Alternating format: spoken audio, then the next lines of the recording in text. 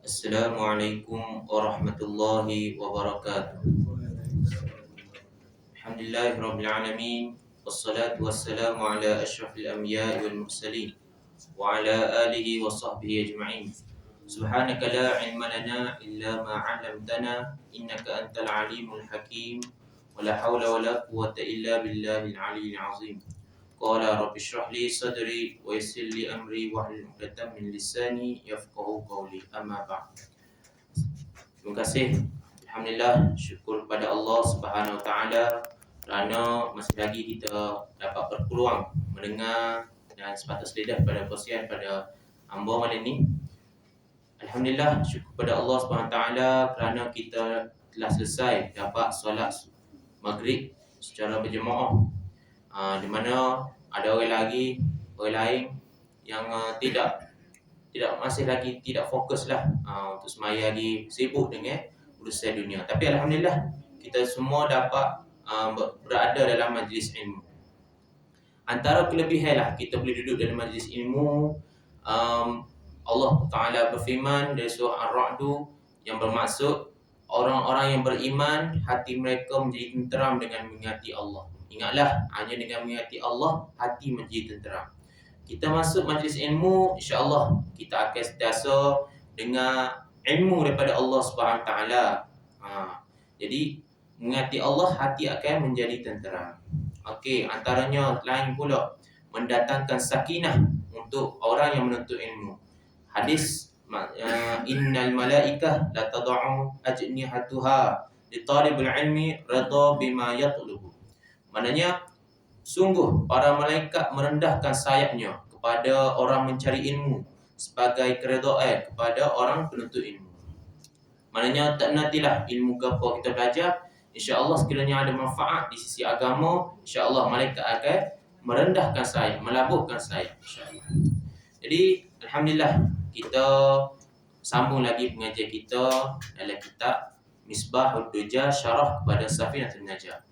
Jadi kalau ingatlah minggu lepas kita telah belajar tentang syarat tayamum. Syarat tayamum, rukun tayamum dan perkara yang membatalkan tayamum, dan kita sentuh sikit bab najis yang berubah menjadi suci. Antaranya tiga lah najis yang menjadi sucinya, iaitu yang pertama seperti benda yang berasal dari najis, iaitu pertama khamar. Arak yang menjadi cuka, maknanya dia asal najis, lepas tu jadi suci. Yang kedua ialah kulit bangkai apabila kita sama. Kulit bangkai selain pada anjing dan babi. Maknanya kulit lain, jumpa lembu yang telah mati tepi jalan ataupun kulit dia kita sama-sama cuci, buah-buah, lemuk-lemuk apa semua, boleh diguna pakai, jadi halal. Yang ketiga adalah sesuatu yang berubah menjadi binatang. Maknanya ulama bagi contoh ulat ataupun cacing tubik daripada bangkai tu, ulat tu bukan najis. Macam tu. Bangkai tu najis. Dah.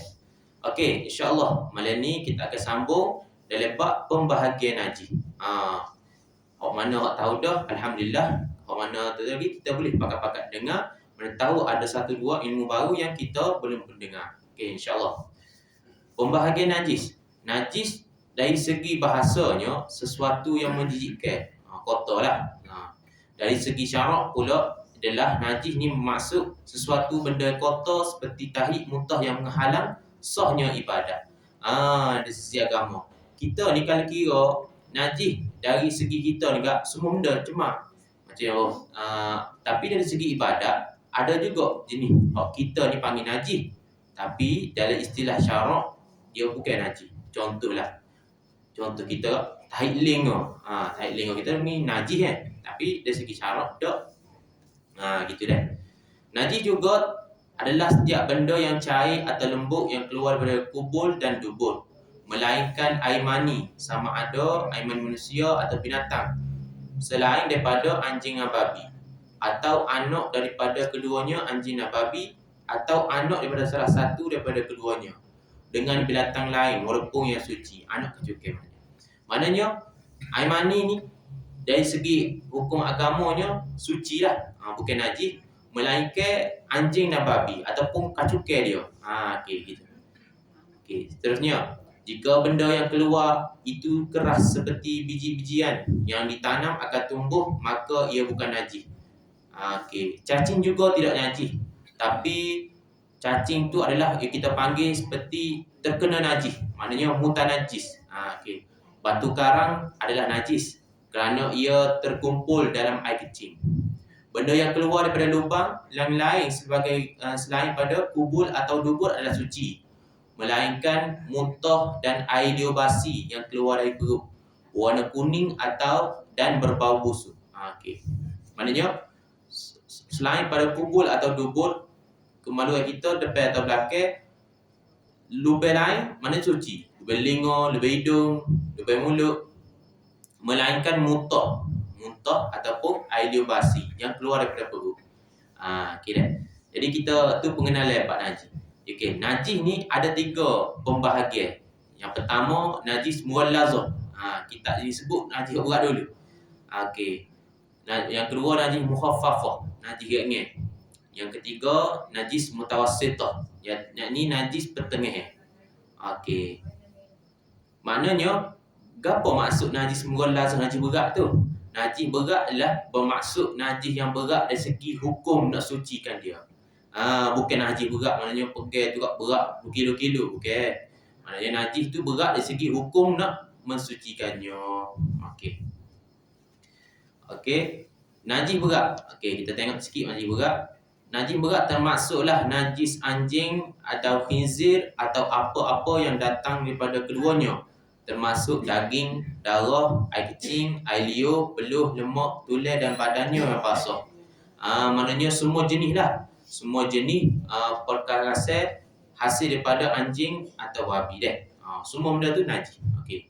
Di sini di kitab disebut ada sedikit masalah lah dalam bab khinzir ni. Hukum khinzir dikiaskan kepada hukum anjing. Maknanya anjing ni sebut jelas dalam Al-Quran.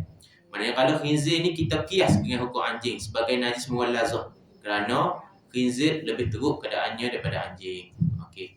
Binatang laut yang berbentuk anjing atau babi adalah halal. Anjing laut. Nama je anjing laut, tapi dia bukan najis. Dia bukan sebuah anjing sebuah atas darat ni. Dia anjing lain. Nama je anjing. Okey. Dalam kitab ni sebut selain pada anjing dan babi ni, ada satu keistimewaan anjing. Jadi kita sebut keistimewaan anjing Ashabul Kahfi. Kita sedia maklum lah kalau kita baca surah Al-Kahfi malam Jumaat ke apa semua tu, pagi Jumaat ada cerita pasal Ashabul Kahfi. Maknanya ada anjing. Ada anjing mengikut sesi Ashabul Kahfi ni. Okey. Telah dinukilkan daripada para ulama bahawa semua anjing adalah najis kecuali anjing Ashabul Kahfi. Anjing Ashabul Kahfi ni suci dan akan dimasukkan di syurga. Okey. Maknanya special case lah dia seorang ni. Bagus sebab apa? Dia ikut orang-orang yang nak selamatkan iman. Pemuda Ashabul Kahfi ni nak selamatkan iman daripada orang pemerintah yang zalim, disuruh mengaku dia sebagai Tuhan. Ni pemuda yang menyelamatkan iman. Kena molek lah dengan kita yang duduk di akhir zaman ni. Memang nak, kalau boleh pemuda kita ni biar boleh lah, tak boleh jadi Ashabul Kahfi pun boleh lah jadi tahap rendah sikit pun tak apa dah. Asal menjaga iman lah daripada macam-macam lah kiri kanan atas bawah fitnah. Okay. Seterusnya kita pergi sikit pasal permasalahan lah. Permasalahan hak kita sedia maklum, najis mukhaffafah, najis yang ringan. Najis yang ringan ni maksud dia adalah air kencing bayi lelaki yang belum pernah makan melainkan susu ibu dan belum berumur 2 tahun. Tu takrif dia. Takrif dia ni ulama buat satu takrif yang mana penuh padat dan penuh bermaksud. Kita faham dulu, kita boleh syarah pula maknanya. Okey. Dari segi kini mungkin kita tahu dah, bagi lelaki umur tak sampai 2 tahun minum susu ibu ya. Tu panggil najis mukhaffafah. Okey. Di sini kita dengar biasa dah. Kita dengar apa yang menjadi permasalahan dah dalam bab najis ni. Air kencing bayi perempuan atau khunsa, maknanya ada dua-dua. Jaranglah orang ada dua-dua ni. yang belum makan melainkan susu ibu dan belum berumur 2 tahun adalah najis mutawassithah. Gitu. Maknanya dari takrif tadi sebut air kencing bayi lelaki. Okey, kalau air kencing bayi perempuan ke mana? Kira najis mutawassithah. Lepas tu kalau orang hok khunsa ada dua-dua lah ke mana? Dia kira mutawassithah juga. Kita ni sebut je lah. Okey. Yang kedua, setitis air kencing bayi lelaki dalam kategori najis mukhaffafah tadi. Bayi lelaki hok minum susu tak sampai umur 2 tahun yang terjatuh air dalam air yang sedikit, sama ada mengubah sifatnya atau tidak, atau terjatuh dalam air yang banyak dan berubah sifatnya, semuanya menjadi najis mutawassithah. Ni special lah. Kalau air kecing tu jatuh dalam air, ikutlah air kolah ke, air gelas ke, cawer ke, jadi air tu jadi najis mutawassithah hukum dia. Okey. Yang ketiga, jika seseorang tidak pasti apakah bayi lelakinya sudah berumur 2 tahun atau belum, maka air kencingnya termasuk najis mutawassithah. Kita kira cukup tak 2 tahun ataupun dapat 2 tahun sebulan ke, kita kira ambil hak besar. Kita kira ambil hak besar. Jadi najis mutawassithah. Okey. Dari segi najis mutawassithah, kita sebut masuk sikit najis mutawassithah, yakni najis pertengahan lah. Maknanya hukum dia taklah terlalu berat. Hukum dia tidak terlalu ringan. Nantilah ke depan sikit kita akan belajarlah cara nak membersihkan. Lalu ni kita nak kenal dulu apa najis mughalazah ni, apa najis mutawassithah. Okey. Najis mutawassithah termasuklah semua najis manusia dan binatang selain pada anjing dan babi lah, yang keluar dari tempat buang air besar dan air kecil, kecuali air kecil lelaki dalam najis mukhaffafah, air mazi, air wadi, nanah, darah, bangkai, kecuali bangkai manusia, ikan laut dan belalang. Okey. Yang kedua, najis mutawassithah ni dikata semua najis manusia dan binatang. Kecuali sikit tu campur dengan air mazi, air wadi, nanah, darah dan bangkai. Yang kedua, setiap minuman yang memabukkan seperti arak, semua minuman yang memabukkan adalah dikira najis mutawassithah. Cara hukum dia. Yang ketiga, air susu binatang yang tidak boleh dimakan, macam contoh kucing ke, susu kucing ke, dikira najis. Yang keempat, mana-mana bahagian anggota badan yang terpotong daripada tubuh yang masih hidup, sama hukumnya seperti bangkainya. Yang ni maknanya cabuk jari ke, anggota badan yang terpotong dari tubuh. Maknanya binatang tu hidup lagi, kaki dia cabuk, putus kaki dia. Maknanya kaki dia tu dikira sebagai bangkai. Okey. Tambah lagi, ada sedikit masalah dikata air liur basi tu yang datang daripada perut adalah najis. Kita tahu dah tadi kita sebut tadi. Jika ia datang bukan daripada perut, tidak najis walaupun mengeluarkan bau busuk atau berwarna kuning. Ni jenis tidur lah. Kalau kita tahu air liur tu bukan pada perut, dia bukan najis. Gitu mudah kata. Yang kedua, kohok ataupun dahak, dia tidak najis, kohok. Yang ketiga, air liur yang datang dari mulut dan air mata bukan najis. Lendir perut dimaafkan. Lendir perut.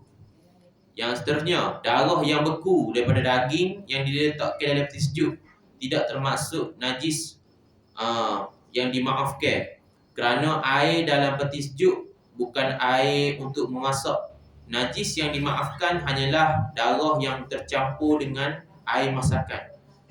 Mengikut sebahagian pendapat, darah sedikit pada daging tu dianggap suci. Maknanya daging ni kita cuci, basuh gitu kan, orang panggil darah ada sikit-sikit lagi, dimaafkan lah.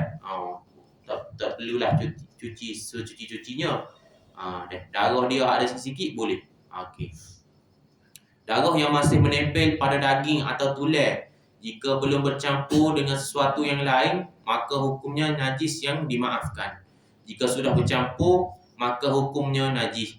Jika dia ragu-ragu sudah bercampur atau belum, hukumnya seperti hukum asal, iaitu tidak najis.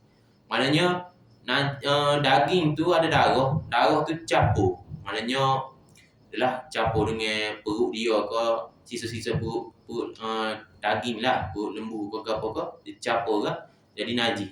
Kalau tak ada apa-apa, dikira tidak najis. Susu binatang yang haram dimakan dagingnya seperti keledai, haram hukumnya. Apa kita tadi lah. Susu binatang yang kita tak boleh makan, adalah haram hukumnya. Hukumnya seperti najis lah. Susu yang keluar daripada bangkai, bangkai itulah, bangkai kucing ke, bangkai lembu ke, kambing ke, adalah najis. Telur yang keluar daripada bangkai ayam, jika kulitnya sudah keras, hukumnya suci. Jika kulit belum keras, masih lembek, maka hukumnya najis. Ni permasalahan detail lah sikitnya riwayat pasal telur. Telur, kalau telur ayam lah, ayam tu mati dah, dia pun telur lagi. Kulit keras maknanya tak najis, kulit lembek lagi najis. Okey. Makruh memakan jalalah, yakni binatang yang makan najis, sama ada lembu, kambing, ikan, ayam dan lain-lain, selama mana jalalah itu berubah dagingnya, berbau atau serupa atau terasa najis. Maknanya binatang yang makan najis, jenis hok makan najis sama dia. Apa contohnya, hok sapa ketika mana dia makan najis tu berubah, ataupun tekstur dia tu kita makan berasa macam najis-najis gitu. Okey. Dari sini dia ada bagi satu detail lah sikit. Dia kata, walau bagaimanapun, sekiranya jalalah itu umpamanya ikan keli yang diberi makan dengan makanan yang suci untuk beberapa hari, pada ghalibnya dapat mengembalikan dagingnya kepada tidak berbau dan terasa najis, maka tidak menjadi makruh lagi. Dalam kitab ni sebut ikan keli ni jenis dia bagi makan najis lah. Tapi kalau kita ni duduk bagi makan suci beberapa hari, yang kalau kita anggap-anggap lah tebang dah daging dia tu, daging isi ikan tu kita makan tu tebang najis, maknanya tak jadi dah makruh. Sama lah juga jika ikan keli tu ditangkap dari tempat yang disediakan najis, kemudian diletakkan dalam kolam bersih yang tidak ada najis dan diberi makan, lalu hilang bau najisnya, maka tidak makruh. Ni ada berlaku lah kalau kita pergi pelantar minyak ke apa, ada jenis tandah tu tandah open. Tandah lubang tu pakai jatuh dari laut lalu. Jadi ikan-ikan ni nunggu bawah. Jadi ikan nunggu bawah dah lah makan najis ke apa tu. Jadi ikan tu makruh hukumnya kita makan. Melainkan kita bagi makanan yang bersih untuk ketika waktu, biar dia hilang belakang lah dari perut dia tu makanan najis. Dah baru tak jadi makruh. Boleh makan tapi makruh tu lah. Tak gamuk juga makan ikan makan najis ni. Okay. Kotoran daripada ikan yang kecil dimaafkan, tetapi ikan yang besar adalah najis yang tidak dimaafkan. Contoh ikan bili. Ikan bili ke, kalau contoh cuci molek kan, kecil najis dia tu, tak apa. Kalau ikan besar-besar, najis dia tak dimaafkan. Rambut atau bulu binatang yang boleh dimakan seperti ayam, itik, arnab, kambing suci walaupun bangkainya najis. Ni semua kulit lah. Kulit apabila dia suci dia tak jadi najis. Bukannya bangkai dia. Kulit bangkai yang bersih dengan sendirinya tanpa melalui samuk kerana terkena pancaran matahari atau hujan atau lain-lain, dianggap suci, tidak perlu disamuk lagi. Maknanya kulit kebanyakannya kalau kita buat korban lah, korban ni kita sakut di pagar kulit binatang tu, lepas tu kena panas, kena hujan ke apa semua, dia kering molek ke apa, boleh dianggap suci, tidak perlu disamuk lagi. Sikat rambut yang dibuat daripada gading atau tulang gajah misalnya adalah najis. Jika ia basah, rambut yang disikat menggunakannya akan menjadi najis. Okay. Jika sikat rambut kedua-duanya kering, tidak najis, tetapi perbuatan itu makruh. Maknanya sikat rambut dia buat daripada gading atau tulang gajah adalah najis. Okay. Maknanya kalau tasbih najis ke mana? Sikat tu kita guna ketika sikat tu kering atau rambut kita kering. Maknanya jadi bau tak najis rambut kita. Tapi perbuatan itu makruh. Kalau kita ada option lain, cari sikat lain lah. Nak selamat daripada benda hukum gini. Kita tak tahu. Okay. Lantai yang terkena najis suci jika diusap dengan kain tanpa disiram dengan air mengikut mazhab Hanafi. Okay. Kalau ikut mazhab Hanafi ni tak perlu Tak perlu sirai dengan air. Mazhab Syafi'i kena sirai air baru suci. Okey. Ini sekadar pengetahuan lah dek. Lantai yang ada najis hendaklah dihilangkan dulu ainnya sehingga najis tu hilang bau, rasa dan warnanya. Pada ketika itu ia bertukar menjadi najis hukmiyah. Okey. Kalau najis hukmiyah ni dia ada cara dia. Terutamanya kalau kita atas kapet masjid lah, terutamanya isu dia ni antara kapet masjid ada orang kecil kau atau berok atas kapet masjid. Payah sikit lah nak basuh ni.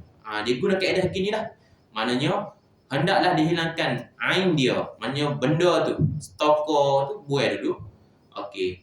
Lepas tu maknanya kita lap dengan kain basah dulu biar rasa-rasanya hilang bau dan warna.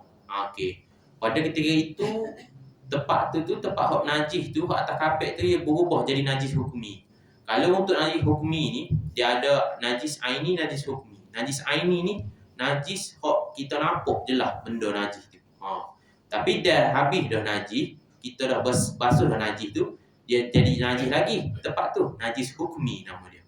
Cara nak bersihkan najis hukmi, kita mengalirkan air sekali saja. Gitu. Maknanya sudah kita buang najis apa semua tu, dan lap cuci, kita tak sirai lagi. Maknanya tak lepas lagi. Kita kena ambil air berdi sikit ke, sirai kita dia mengalir sikit. Betul kita tinggal gitu. Okay. Itulah cara kalau ada berlaku macam kapet masjid lah. Kalau nak atas mozaik ke apa tu, mudah je kita boleh buat secara biasa ya. Okey. Seterusnya, kita tidak diberatkan untuk bertanya apakah dinding bangunan itu dibuat daripada benda najis atau tidak, kerana dinding itu tidak digunakan untuk solat. Jika bersandar di dinding, jika ia kering dan pakaian orang yang bersandar itu juga kering, maka hukumnya tidak mengapa.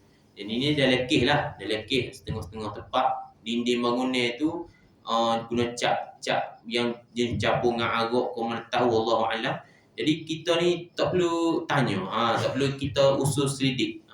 Kalau kita nak kira usul selidik, piti yang kita pakai tu tak tahu piti daripada mana. Mungkin orang guna pakai benda-benda kotor ataupun atau ikut orang lain. Kita tak tahu. Jadi kita tidak diberatkan untuk bertanya pasal benda tu. Maknanya tak sampai kira lah. Biar kira benda bertanya kita tu ya. Okey, percikan air di jalan raya tidak najis kecuali jika yakin yang percikan tersebut berasal daripada najis. Okey. Lopok ke apa tepi jalan tu kena kat tubuh kita tak najis. Melainkan dalam lopok tu kita nampak ada tahi. Lepas tu pun kena kita ke. Dia kira najis. Baru kira najis. Okey. Sini ada sebut kenapa air liur yang datang dari perut adalah najis. Okey. Sebab apa? Sebabnya yang pertama bau busuk. Yang kedua berwarna kekuning-kuningan. Yang ketiga disebabkan tidur yang terlalu lama, terlalu panjang. Sebahagian ulama mengatakan apabila tidur dengan keadaan kepala lebih rendah daripada perut. Okey. Maknanya apa? Air liur tu, air liur basi lah kita kata yang dah berasal daripada perut tu najis. Sebab apa? Sebab tempat perut kita ni, tempat proses segala barangnya tu, mula-mulanya berbau busuk belak lah. Lepas tu warna kuning-kuning okay. Jadi kita apabila kita bangun tidur ke apa, pastikanlah kalau ada bekas warna kuning itu, jual lah tu air daripada perut kita. Okay. Jual beli najis. Okay. Jumhur ulama mengatakan jual beli najis yang berbentuk benda seperti adalah haram.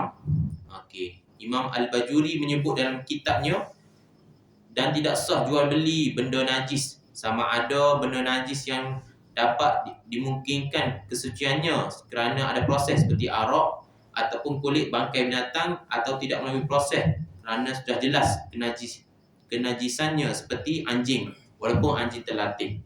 Okey. Tak habis lagi tu. Jika ia hanya melibatkan gas seperti biogas, ulama berbeza pendapat. Yang pertama boleh dan yang kedua tidak boleh, kerana ia masih dianggap najis. Okey. Walaupun bagaimanapun, jika asap daripada biogas tu, asap tu sedikit dimaafkan. Okey. Boleh gunalah, maknanya kalau najis tu kita proses dah. Proses comel dah jadi biogas, jadi boleh buat gas dah pula. Buat masak. Maknanya kalau gas tu tak bocor ke apa semua, boleh. Hukumnya kita buat jual beli. Okey. Seterusnya, kita pergi sikit kepada cara menyucikan najis. Okey, kita start dengan najis mughallazah dulu. Najis mughallazah ni adalah bersifat tak boleh difikirkan secara logik lah. Maksudnya ta'abbudi. Maknanya kita ni nak secara logik tak boleh. Buat apa?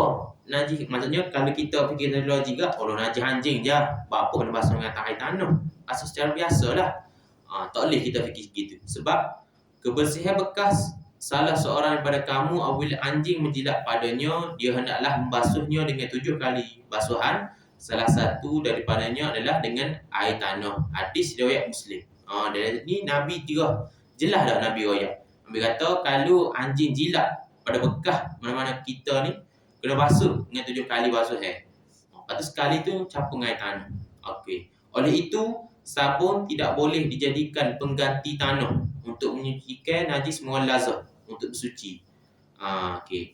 Riwayat sini tak pandai lah kita basuh dengan sabun, kena basuh dengan air tanah juga. Okey. Okey, ada sedikit permasalahan lah kalau bab nak cuci najis mughallazah ni. Jika ada beberapa ekor anjing menjilat satu bekas air ataupun seekor anjing menjilat di beberapa tempat bekas air tu, maka kita memadai, kita basuh dengan 7 kali basuhan saja. Maknanya pakai kira sekali basuh ya, walaupun berapa ekor anjing. Tak perlu basuh. Kira-kira dulu. Anjing ni jilat 7 kali. 7 ekor anjing jilat tempat sama. Mana 7 kali kena suci? 49 kali air. Ada. Kira barang sekali saja. Jika ada najis yang jatuh dalam bekas air yang dijilat anjing, maka cukup mencucinya 7 kali di basuhan seperti tadi. Maksudnya seperti nombor 1 lah. Kalau anjing tu terberok ke juga ke apa ke, maka basuh supaya 7 kali jugalah. Deh. Okey, jika najis ada ainnya dan tidak hilang kecuali dengan basuhan yang ketiga, maka basuhan ketiga itu dikira sebagai basuhan yang pertama. Okey. Maknanya cara kita nak basuh najis mughallazah ni, kita kena pastikan ain dia tu tak ada. Kita basuh dia cuci biar tak nampak lagi bekas koko macam mana ke pada tempat tu. Lepas tu lah baru kita basuh tu baru kira basuhan yang pertama. Gitu. Maknanya kalau kita basuh tak boleh lagi, tak kira lagi nombor 1. Maknanya start basuhan 7 kali tu, start dengan 1 tu apabila najis tu tak ada dah. Najis tu tak nampak dah najis tu. Baru kita basuh yang pertama baru kira 1. Okay. Beratlah sikit. Ada dah dengan nama dia najis mughallazah. Okey. Seseorang yang makan daging khinzir ataupun basuh sesuatu yang dihukum dengan najis mughallazah tidak wajib membasuh mulutnya hingga 7 kali basuhan. Contoh laki ya, orang kafir nak yawi daging babi ke makan, tidak wajib basuh mulut dia. Maknanya basuh seperti biasalah, koma-koma gitulah. Tak wajib membasuh mulutnya sehingga 7 kali basuhan. Okey. Anak lahir daripada manusia dengan anjing. Ada kitab di sini disebutlah anak yang lahir daripada hubungan antara manusia dengan binatang, iaitu anjing. Jika yang lahir itu anjing, maka hukumnya najis walaupun ia boleh bercakap dan berakal sekalipun. Ini benda ulama berfikir ni, ulama buat qiyas kita ni kepada kita ni sampai tahap kacukai manusia dengan binatang. Lo ni manusia memilih cara songsak. Manusia tak kira dah. Laki sama tino, tino sama tino, laki sama laki dengan binatang. Maknanya boleh pergi berlakon lah. Orang yang telah terlalu serong lah pemikiran dia. Jadi dari kitab ulama ni sebut ada juga contohlah jadi king. Anak lahir daripada hubungan manusia dengan anjing. Jika anjing lahir tu bentuk dia macam anjing, hukumnya najis walaupun boleh kecek dan berakal. Tak logik kita fikir, tapi dengan teknologi lah ni orang boleh buat macam-macam. Boleh jadi satu masa nanti kalau Allah Ta'ala izin boleh tubik benda gini. Dan hukumnya pun ulama telah berbincangkan. Sebaliknya, jika yang lahir daripada manusia dan anjing itu berbentuk manusia, walaupun separuh tubuh manusia, separuh tubuh anjing, hukumnya suci mengikut Imam Ar-Ramli. Dan suci juga dalam perkara ibadah. Maknanya boleh masuk masjid. Maknanya supaya dihukumkan seperti manusia lah. Tapi walau bagaimanapun tetap ada percampuran, kena perhatikanlah dari segi hukum agama. Maknanya perkahwinan dia nya ke gapo ke kira tidak sah dan dia tak boleh menikahkan orang lain. Sembelihnya tidak halal. Maknanya dia ikih dengan orang panggil kalau istilah bahasa Arab kih gharib lah, kih yang sangat-sangat terpencil. Kalau kira mustahil lah nak berlaku, tapi dibahas juga oleh ulama. Okey. Seterusnya, kita pergi permasalahan lah sikit ketika untuk basuh najis mughalazah ni. Yang itu jika rasa masih belum suci, dikira belum suci. Jika terpaksa memotong untuk menghilangkannya ataupun susah mencari pencucinya, dimaafkan. Jika mampu, wajib dihilangkan najis itu. Walau bagaimanapun, solat yang ditunaikan dalam najis keadaan ini tidak perlu diulang. Maknanya, kain kita ni kena najis yang berat.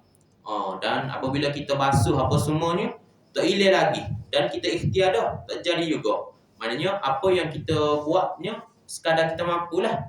Kalau tak mampu, kalau kita boleh, wajib boleh tukar ke apa, kita tukar. Kalau tak boleh tukar, biar. Maknanya kita solat dalam keadaan yang kita yakin dah. Aku buat dah 7 kali dah. Tapi tak bang lah, tak hilang lagi bang. Dia kira dimaafkan. Okey, seterusnya kita pergi sikit cara menyucikan botol bekas arak ataupun minuman keras. Cukup membersihkan sehingga ain hilangnya air arak, bau, rupa dan rasa. Tidak perlu disentuh 7 kali sebab najis arak ni bukan najis mughalazah. Maknanya ada arak lah dalam makanan kita, hukum dia najis mutawassithah, basuh seperti biasa. Okey. Najis ni dia ada 2 jenis. Kita sebut tadi 3 jenis Ni dari segi hukum dia, mughalazah dengan mukhaffafah. Jelas dah. Di bahagian najis mutawassithah ni dia terbahagi 2 lah, macam seperti tadi, najis aini dan najis hukmi. Najis mutawassithah ni. Najis mukhaffafah, cara nak bersih dia menghilangkan najis itu, kemudian renjiskan air ke tempat sejuk, ke atas najis tersebut dan ratakan air. Maknanya caranya mukhaffafah ni mudah. Mughalazah ni berat, basuh 7 kali ikut mazhab Syafi'i. Manakala najis mutawassithah pula, dia ada 2 hukum pula terbagi dalam tu, iaitu najis aini, najis yang biasa. Ni kita hilangkan najis dulu, bersih siapa hilang bau, warna dan rasa, kira bersih. Manakala najis hukmi pula, macam saya sebut tadi, hilangkan najis tu, jadi najis hukmi, kita alirkan air saja, baru dia kira bersih. Tu untuk bab najis mutawassithah. Okey. Seterusnya lah, najis ni kita sudah dah bahagian najisnya. Maknanya najis tu kita dah cerita dah 3 jenis najis ke apa. Maknanya jelas kita cerita detail pasal cara nak bersih najis ni. Apa hikmah dia? Hikmah dia ayatnya Islam ni adalah agama yang menitik beratkan tentang kebersihan. Pakar najis ni ada jenis-jenis dia. Maknanya kita ni tak boleh ambil mudah sangatlah benda-benda begini. Jadi benda-benda kita berasa tak faham ni kata. Kita pun cubalah cari jawapan biar kita betul-betul yakin bahawa ibadat kita buat ni suci. Okey. Sebab apa? Sebab nanti di akhir zaman orang akan tidak peduli lagi dah. Ni tak kira lah dari bab bersih ke, dari bab harta ke. Di akhir zaman Nabi sebut orang tak peduli dah soal halal dan haram pada harta mereka. Maksudnya Nabi royak akan datang kepada manusia suatu zaman yang mana orang tidak peduli daripada mana yang mendapatkan harta, sama ada yang halal atau yang haram. Kalau kita perhatilah pada zaman ni, ramai orang dalam kalangan kita ni nak cepat kaya. Nak cepat kaya tapi ikut dia nak apa, nak buat riba ke apa, orang tak kira dah. Asal kau cepat kaya. Sebab bagi mereka pitihnya lah segala-galanya. Dan segala-galanya adalah pitih. Kita ni orang Islam tidak menganggaplah semua benda tu pitih. Sebab kita percaya apa yang kita ada lah ni adalah rezeki Allah Ta'ala. Kalau Allah Ta'ala kata hari ni rezekimu setakat ni lah, kita reda lah. Jadi kita ni sebagai orang Islam, kita janganlah berkira sangat lah. Kata pitih ni pitih, orang wirasuah pun pitih ni pitih. Tak boleh. Benda haram kita kata haram, tak ambil. Okay. Yang kedua, orang akhir zaman lah ni, antaranya tanda dianya adalah berperangai buruk. Akan muncul beberapa orang daripada umat akhir zaman yang mana pagi mereka berada dalam kemurkaan Allah dan petang mereka berada dalam kemarahan Allah. Kita sedia maklumlah lah ni, orang semakin mencabar apa hukum Allah. Maknanya dari segi syariat, sebab apa kita kena mayai jemaah? Apa tak mayai satu? Apa tak mayai Ahad? Jadi benda gitu adalah benda yang kita perlu ambil tahulah. Kata apa orang law ni jadi mengenanya ke apa hukum ni boleh, hukum ni tak boleh. Sedangkan benda tu jelas daripada ayat sebut ayat Quran. Maknanya yang seterusnya, orang bodoh menguruskan urusan umum. Okey, Nabi kata dah, saya sebutlah minggu lepas, ruwaibithah. Itulah ruwaibithah. Orang yang bukan dalam bidang dia. Maknanya dia ni orang biasa, dia bukan dalam bidang dia khusus. Dia apa? Dia tanya. Dia boleh kecek. Kita kena buat gini. Tapi tanya dia, hantar dalam bidang ni ke? Kata tak. Bahayalah, berhati-hati deh. Okey. Yang seterusnya, yang terakhir adalah ilmu yang diangkat. Maknanya di akhir zaman ni banyak ilmu yang tak ada. Kalau kita tahu ilmu antara hadis Nabi sebut, ilmu yang hampir pupus dalam ni adalah ilmu falak. Ilmu falak. Lalu orang tak ambil kisah dah pasal pergerakan bulan. Sedangkan ada hadis-hadis Nabi yang menggalakkan orang untuk buat sunnah yang ni mencerak. Okay. Lalu tak ada mana ada falak. Yang kedua, ilmu faraid. Ilmu faraid ni yang ke mana? Orang tak kira dah. Ada pula berlaku kematian, orang kata bagi sama rata lah. Tak payah kira ni bagi ni, kira mudah-mudah kita kira sama rata. Sedangkan hukum faraid ni Allah telah cerita detail dalam Al-Quran. Jadi akhir kalamnya daripada apa yang kita bincangkan hari ini, malam ni adalah pembahagian najis ya semua dah. Dan sedikitlah sebanyak kita ni duduk di akhir zaman kena beringatlah apa benda perlu kita hindari, apa benda perlu kita jaga. Dan Nabi bagi saranan lah supaya setiap kali kita sudah semaya, Nabi sebut doa, Allahumma inni a'udzubika min azabin nar wa a'udzubika min azabil qabr wa min fitnatil mahya wal mamat wa na'udzubika min fitnatil masiihid dajjal. Nabi suruh kita ulas sama doa tu setiap kali kita sudah semaya. Sebab apa? Sebab nak berlindunglah daripada perkara fitnah yang akan berlaku di akhir zaman. Semoga Allah Ta'ala menjaga kita semua dan anak-anak kita daripada fitnah akhir zaman yang semakin menjadi-jadi dah lah ni. Okey, wallahu a'lam. Saya rasa setakat tu dululah. Minta maaf kalau ada terkasar bahasa, tersilap bicara. Apa yang baik daripada Allah Subhanahu Ta'ala dan apa yang lemah dan kurang daripada diri hamba sendirilah. Minta maaf kalau ada salah silap. Wallahu a'lam. Setakat tu dulu Wallahu a'lam. Sallallahu ala sayyidina Muhammad wa ala alihi wa sahbihi wa baraka wasallam. Alhamdulillahirabbil alamin. A'udzubillahi minasyaitonir rajim. Bismillahirrahmanirrahim. Alhamdulillahirabbil alamin wassalatu wassalamu ala asyrafil anbiya'i wal mursalin wa ala alihi wa sahbihi ajma'in. Allahumma inna na'udzubika minal hammi wal hazan wa na'udzubika minal 'ajzi wal kasal wa na'udzubika minal jubni wal bukhl wa na'udzubika min ghalabatid dain wa qahri rijal. Allahumma inna na'udzubika min 'adzabil qabr wa min 'adzabin nar wa a'udzubika min fitnatil mahya wal mamat wa na'udzubika min fitnatil masiihid dajjal. Allahumma barik lana fi Sya'ban wa ballighna Ramadan. Wassallallahu ala sayyidina Muhammad wa ala alihi wa sahbihi wa baraka wasallam. Walhamdulillahirabbil alamin. Assalamualaikum warahmatullahi wabarakatuh.